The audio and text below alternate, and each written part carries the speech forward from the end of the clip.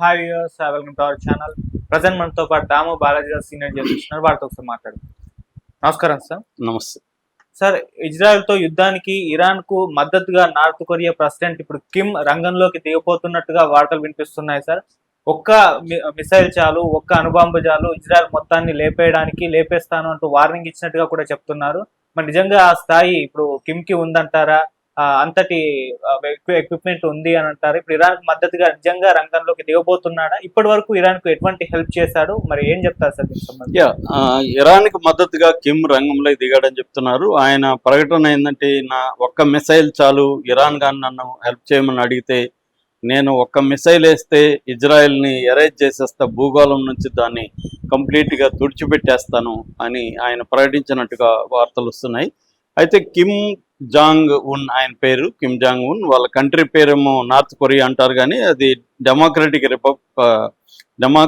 Peoples of republic of Korea అంటారు దాన్ని. యాక్చువల్గా డిపిఆర్కే అంటారు. సో ఈ నార్త్ కొరియా సంబంధించి కిమ్ ఇప్పుడు వార్తల్లో నిలిచాడు. సో కిమ్ దగ్గర అసలు ఇజ్రాయెల్కి తుడిచిపెట్టే మిసైల్ ఉందంటే, మిసైల్ అంటే ఆయన దగ్గర యాక్చువల్గా మిసైల్ కాదు, ఆయన మిసైల్ అన్నాడు కానీ యాక్చువల్గా ఏంటంటే న్యూక్లియర్ వెపన్స్ ఖచ్చితంగా వాళ్ళ దగ్గర న్యూక్లియర్ వార్ హెడ్స్ దాదాపు 50 నుంచి 100 వరకు ఉన్నాయని చెప్తున్నారు. ఎందుకంటే న్యూక్లియర్ వెపన్ అయితే వాళ్ళ దగ్గర ఎప్పటి నుంచో ఉంది. కాబట్టి ఆయన చెప్పిన దాంట్లో వాస్తవం అయితే ఉంది. కాకపోతే ఆయన వేస్తే మిగతా వాళ్ళు గమ్మున ఉంటారా? అమెరికా గమ్మున ఉంటుంది, ఆయన మీద కూడా వేస్తుంది కదా ఒకటి. కాబట్టి ఇది ఏంటంటే సూయిసైడల్ మిషన్. ఎవరు న్యూక్లియర్ వెపన్ వేసినా ఆ దేశం కూడా పోతుంది, అందరూ పోతారు, ఎవరు మిగలరు. కాబట్టి అటువంటి మ్యాడ్ పని ఎవరు చేస్తారో తెలీదు. అంటే ట్రంప్ లాంటి మ్యాడ్ గా ఉంటే కిమ్ కూడా చేయలేడని చెప్పలేము మనం. అందుకనే న్యూక్లియర్ నాన్ ప్రొలిఫరేషన్ ట్రీటీ అనేది పెట్టారు. ఎందుకంటే ప్రతి ఒక్కరి దగ్గర ఇది ఉండింటే ఎవడు మెంటల్కి ఎవడు వేసినా ప్రపంచవ్యాప్తంగా మొత్తం పోతారు కదా అనేది, సర్వనాశనం అవుతుంది అనేది ఉంది. కానీ కొంతమంది పెట్టుకొని మిగతా వాళ్ళు వద్దనడం ఎలా కరెక్టు అనేది కూడా ఇప్పుడు అమెరికా దగ్గర ఉంది. మొత్తం 9 దేశాల దగ్గర ఇవాళ న్యూక్లియర్ ఇది ఉంది. అవి కాకుండా ఇజ్రాయెల్ దగ్గర ఉందని చెప్తున్నారు, కానీ ఇజ్రాయెల్ లేదని చెప్పదు, ఉందని గట్టిగా చెప్పదు. వాళ్ళని అంతర్జాతీయ అణుకేంద్రానికి సంబంధించిన వాళ్ళని పరిశీలకుల్ని కూడా అలో చేయదు, ఉందా లేదా తేల్చడానికి. కానీ దాని మీద ఏమీ అమెరికా ప్రెజర్ చేయదు. ఇరాన్ ఏమో ఇంటర్నేషనల్ ఆటోమిక్ ఎనర్జీ ఏజెన్సీ వాళ్ళని అలో చేసింది అనేక సార్లు. వాళ్ళు వెళ్ళి చెక్ చేశారు, లేదని తేల్చారు. అయినా కూడా మీ దగ్గర అనుభవం ఉందని ఇరాన్ మీదకి వస్తారు, కానీ ఇజ్రాయెల్ మీద పోయే పరిస్థితి లేదు. ఇదేంటంటే వరల్డ్లో మన మామూలుగా వీధుల్లో ఎలాగైతే బలవంతుడితో రాజ్యమో, ప్రపంచంలో కూడా అంతే. బలవంతుడు అమెరికా, మిలిటరీ పరంగా అమెరికా బలవంతుడు కాబట్టి అమెరికా ఏమనుకుంటే అదే న్యాయం, అదే ధర్మం. సో అలా నడుస్తుంది. ఇప్పుడు కిమ్ ఎందుకు వచ్చాడు ఇరాన్ వైపు అనుకుంటే, కిమ్ ముందు నుంచి కూడా అమెరికా హేటరు, ఇజ్రాయెల్ హేటరు. కిమ్ ఇరాన్తో మంచిగా ఉంటాడు, అలాగే రష్యాకు కూడా కిమ్ ఫ్రెండ్. ఉక్రెయిన్ వార్ జరుగుతున్నప్పుడు కూడా ఇప్పుడు కూడా రష్యాకి కిమ్ అనేక సహాయాలు చేస్తున్నాడు మిలిటరీ పరంగా. ఇక ఇరాన్కి సంబంధించి కిమ్ ఎప్పటి నుంచో సహాయం చేస్తున్నాడు. ఇరాన్లో స్కడ్ బి మిసైల్స్ అంటారు, స్కడ్ బి మిసైల్స్ని రష్యా నుంచి రివర్స్ ఇంజనీరింగ్ ద్వారా నార్త్ కొరియాలో చేశారు. దాని టెక్నాలజీని జాయింట్ మిసైల్ డెవలప్మెంట్లో 1990s నుంచే ఇరాన్కి కిమ్ హెల్ప్ చేస్తున్నాడు. అట్లాగే ఇరాన్లో ఎస్ఎల్వి ప్రోగ్రామ్ అంటారు, స్పేస్ లాంచ్ వెహికల్ ప్రోగ్రాము. అది కానీ సక్సెస్ అయితే ఇరాన్ కూడా రాకెట్ లాంచర్ని క్రియేట్ చేయగలుగుతుంది. ఐసిబిఎం అంటారు. ఐసిబిఎం అంటే ఇంటర్ కాంటినెంటల్ బాలిస్టిక్ మిసైల్స్. ఇప్పటి వరకు ఇరాన్ దగ్గర ఓన్లీ 2-3 వేల కిలోమీటర్ల దూరంలోకి వేయగలిగిన మిసైల్సే ఉన్నాయి. కానీ అమెరికా లాంటి దాన్ని కొట్టాలంటే 10 నుంచి 12 వేల కిలోమీటర్ల దూరానికి వెళ్ళగలిగిన ఇంటర్ కాంటినెంటల్ బాలిస్టిక్ మిసైల్ కావాలి. అది ఇరాన్ దగ్గర లేదు. దానికి కిమ్ హెల్ప్ చేస్తూ ఉన్నారు ఆల్రెడీ. ఇప్పుడే కాదు, ఇంతకు ముందు కూడా హెల్ప్ చేస్తున్నారు. నెక్స్ట్ వచ్చి డ్రోన్ టెక్నాలజీ అండ్ మిసైల్స్. ఈ మిసైల్స్లో ఐసిబిఎం, నేను ఇందాక చెప్పినట్టుగా కిమ్ దగ్గర 5500 కిలోమీటర్ల వాళ్ళకు వెళ్ళగలిగిన intercontinental ballistic missile technology ఉంది. ఆ టెక్నాలజీని ఇరాన్కి ఇచ్చే అవకాశం ఉంది. దాన్ని ఇంకొక అడ్వాన్స్డ్ లెవెల్కి తీసుకెళ్ళడానికి జాయింట్ R&D చేసే అవకాశం ఉంది. వాళ్ళు కూడా కిమ్ కూడా కొంతమందిని పంపిస్తాడు, న్యూక్లియర్ సైంటిస్టులని, ఇంజనీర్ని. వాళ్ళు ఇరాన్లో కలిసి వాళ్ళు ఐసీబీఎంని డెవలప్ చేసే అవకాశం అయితే ఉంది. అందుకనే ట్రంప్ వీళ్ళు మా అమెరికా మీద దాడి చేయడానికి ప్లాన్ చేస్తున్నారు, ఐసీబీఎంలు తయారు చేస్తున్నారు అనేది కూడా ట్రంప్ మాట్లాడుతున్నాడు ఈ మధ్య. కిమ్ అయితే ఆ technology transfer, joint development programs అవన్నీ ఇరాన్తో అయితే చేస్తున్నాడు. గతంలో కూడా ఖుర్రంషర్ అనే ఒక వెపన్తో పాటు హవాస్వాంగ్ 14 అని ప్రోటోటైప్ అంటారు, ఈ intercontinental ballistic missile prototype ఒకటి ఇరాన్కి ఇచ్చాడని చెప్తారు. అట్లాగే ఏక్యూకాన్ నెట్వర్క్ అని, అంటే యురేనియం నిల్వల్ని న్యూక్లియర్ ఎక్స్ప్లోజన్కి అవసరమయ్యే యురేనియం నిల్వల్ని కూడా పంపిస్తున్నాడని చెప్తున్నారు. అట్లాగే 2011లో కోఆపరేషన్ అగ్రిమెంట్లు, న్యూక్లియర్ కోఆపరేషన్ అగ్రిమెంట్ కూడా వీళ్ళిద్దరి మధ్య రహస్యంగా జరిగిందని చెప్తున్నారు. దాంట్లో భాగంగా MCNPX 2.6 అనే ఒక సాఫ్ట్వేర్, ఇదేంటంటే న్యూక్లియర్ ఎక్స్ప్లోజన్ని సిమ్యులేట్ చేస్తుంది. సో ఎక్స్ప్లోజన్లు ఎంత దూరం పోతుంది ఏందనేది మనం సిమ్యులేట్ చేయడానికి ఈ సాఫ్ట్వేర్ పనికొస్తుంది. ఈ సాఫ్ట్వేర్ని కిమ్ ఇరాన్కి అందించాడు అనేది కూడా చెప్తారు. అట్లాగే ఇంకొక టెక్నాలజీ ఏంటంటే, ఇప్పుడు ICBM inter continental ballistic missile ఉంది కదా, ఈ మిసైల్కి వార్ హెడ్ అనేది చాలా తక్కువ కేజీల్లో ఉండాలి. దీన్నే మినియేచర్ వార్ హెడ్ అంటారు.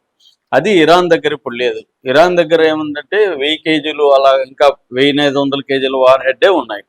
తక్కువ కేజీలు అంటే ఎంత, మనకి కిమ్ దగ్గర ఏమున్నాయంటే 23-32 కేజీల ఇది ఉంది. అన్నిటికంటే నవైర్ స్పైక్ అని ఒక న్యూక్లియర్ ఫెసిలిటీ ఉంది. అందులో ప్రపంచంలోనే smallest guided missile war head ఎంత ఉందంటే 0.4 కేజీస్, అంటే 4-5 కేజీస్, అంటే కేజీ 3/4 కేజీ అనుకోవచ్చు.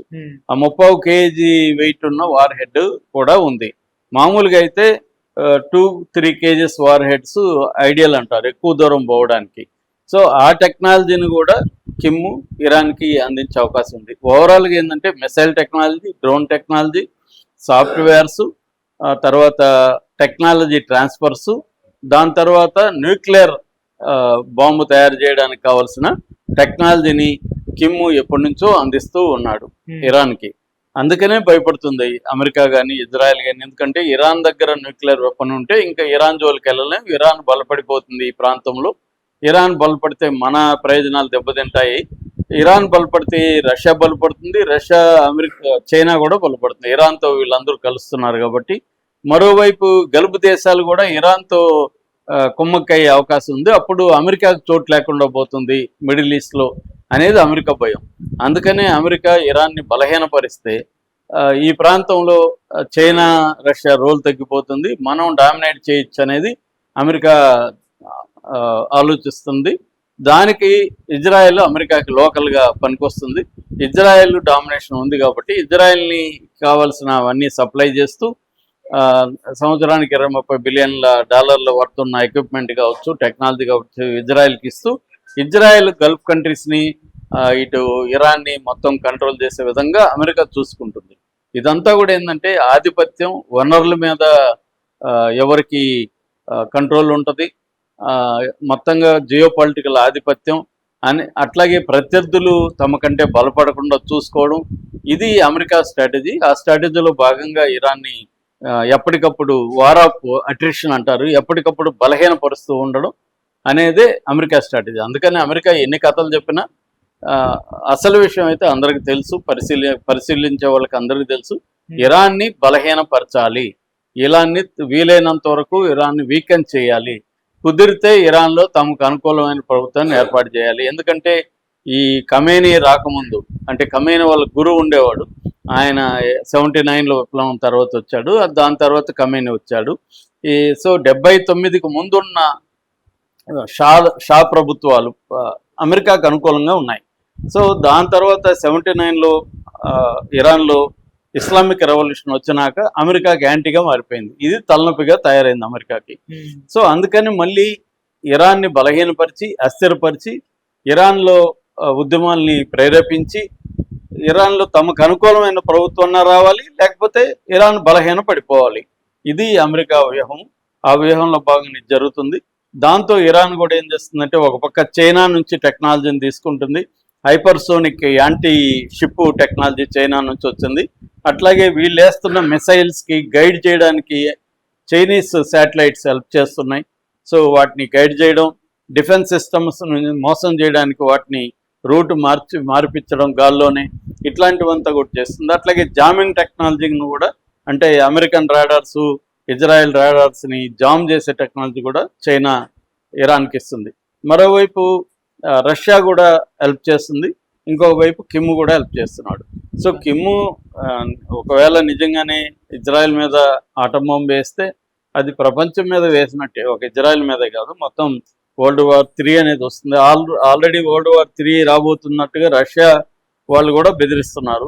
అంటే ఇదంతా కూడా అమెరికాని కంట్రోల్ చేయడానికి, ఇజ్రాయెల్ని కంట్రోల్ చేయడానికి మాత్రమే చైనా, రష్యా, కిమ్ రంగంలో దిగినట్టుగా మనకు అర్థమవుతుంది తప్ప నిజంగానే బాంబు వేస్తారని కాదు. అంటే అమెరికాని కంట్రోల్ చేయడానికి వీళ్ళు ముగ్గురు ఇప్పుడు రంగంలో దిగినట్టుగా మనకు అర్థమవుతుంది. Okay sir, thank you so much.